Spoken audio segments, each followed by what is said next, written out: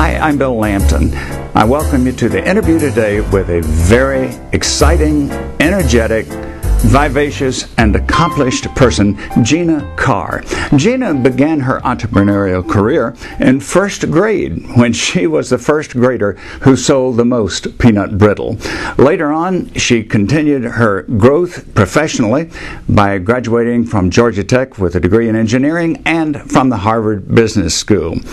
She had a sterling career in real estate. Within 2 years, she was tops in her area, and she sustained that for a decade. Then, continuing as an entrepreneur, she founded a series of regional magazines. I became acquainted with her, really, by a teleseminar that she conducted on tribes. And that's what we're going to talk about today. So stay tuned and have your pencil ready to take some careful notes.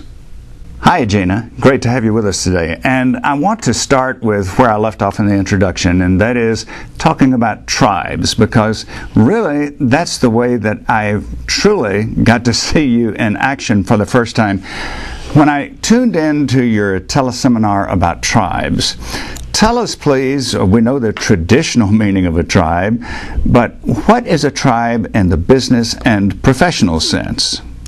Okay, well, Bill, I'm really happy to be here today. Thank you. A tribe is a group of people that are brought together for a common purpose, a common vision. And typically, there's a few things that make a tribe. Generally, there's a leader, the tribe leader. There's communication between the tribe. And so mainly they're just brought together for a specific purpose. And that purpose can be altruistic. It can be for a nonprofit or a religious organization. It can also be for a business. And mostly, my context, I focus on the business. Well, why would a person either join an existing tribe or start a tribe? What are the benefits? What are the purposes? Is it just another civic club to go to? What is it all about?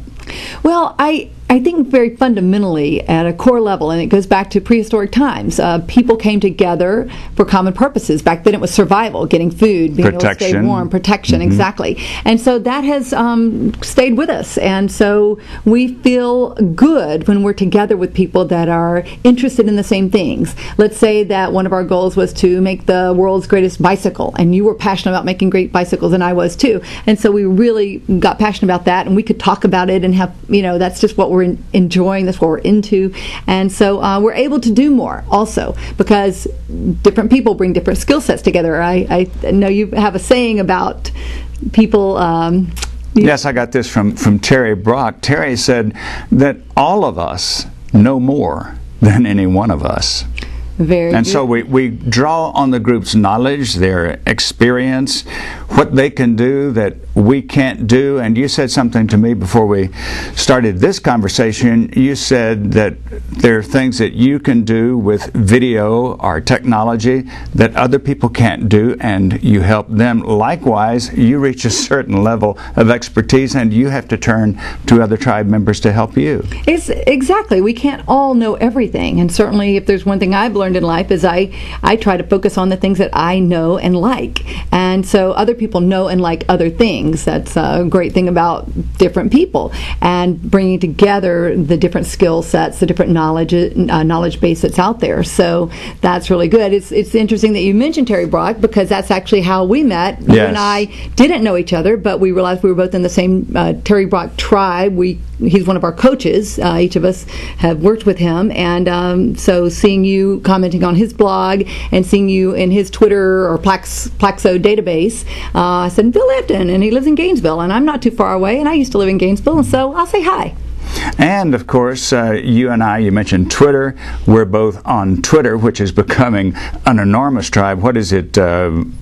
Is it 1.5 million or 15 million? Well, what they claim right now is 1.5 million active. Yes. They say there's actually 8 million registered users, but now, like, for example, I have about 8 different almost domains, Twitter handles as they call it.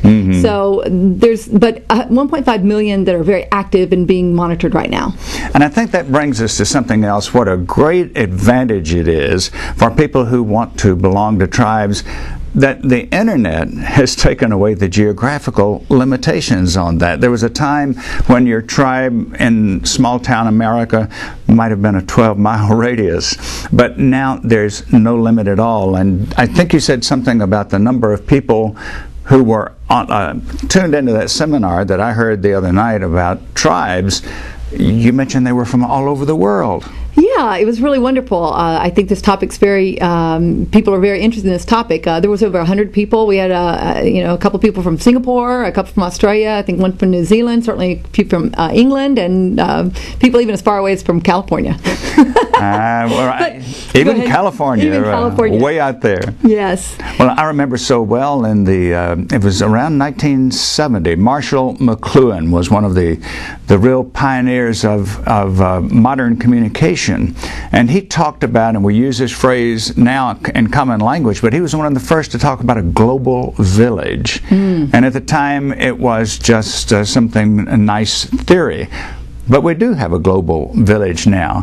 And it gets back, too, to the fact that in a tribe, because of technology, we can have an extremely wide geographic range of people we never meet, but we still learn from them and they learn from us. Well, what got me started talking about tribes was I had read this book recently, Seth Godin's latest New York Times bestseller called Tribes. We Need You to Lead Us. And I've been in a lot of leadership roles myself, and part of what I've done with my community magazines on a very small geographical area is to help tribe leaders build their tribes and get their messages out about the good things that they're doing.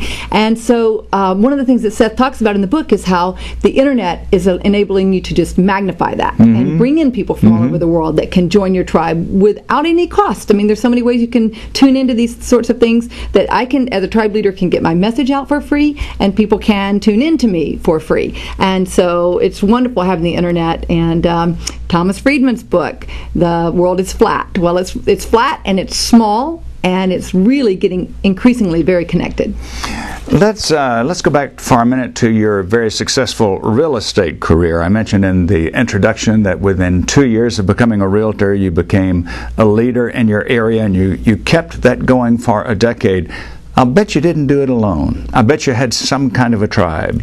I did have a tribe, and that's where sometimes you have to look at what is your internal tribe and what is your external tribe. So I had two tribes, really. I had my tribe of internal people that helped me accomplish the mission, and then I would consider my customers, or my fan base, as it turned out to be. When you're really successful in a particular field, in a particular area, you have fans, and so that's your tribe as well. So I had quite a tribe of people that were very loyal to me in the real estate world, and now in my community magazine business as well, and then a lot that I've established some successful tribes in the homeless animal advocacy world, and so that's been really fulfilling for me. What's the major one bit of advice that you would give to people about the value of a tribe and the benefit that they will get from it? Well, I think I could sum it up in a single saying. It's an old African saying, and it is that if you want to go fast, go alone. If you want to go far, go together.